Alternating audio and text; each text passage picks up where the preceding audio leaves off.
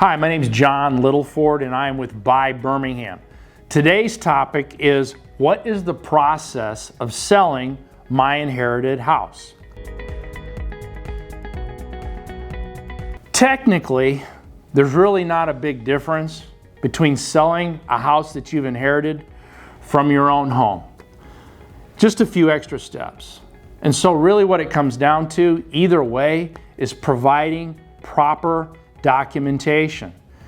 And so if you're selling a home that's inherited, we simply need the proper documentation to make sure that you hold clear title to the property. Now, what I mean by clear title is this. Sometimes when people go to sell an inherited house, there's a debt against the property.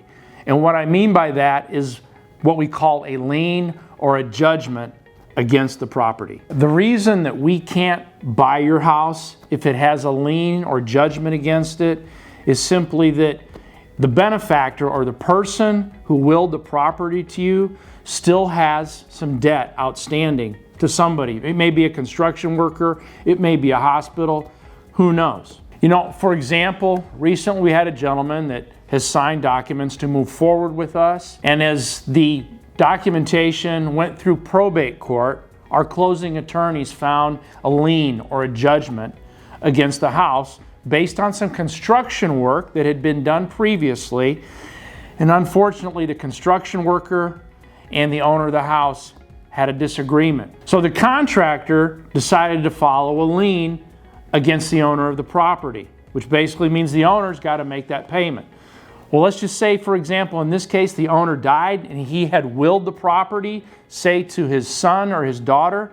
The son or daughter could not sell the house until that lien or judgment against the parent was taken care of. There is one other thing that I want to point out about selling your inherited house that I think you should consider. And it basically just comes down to this.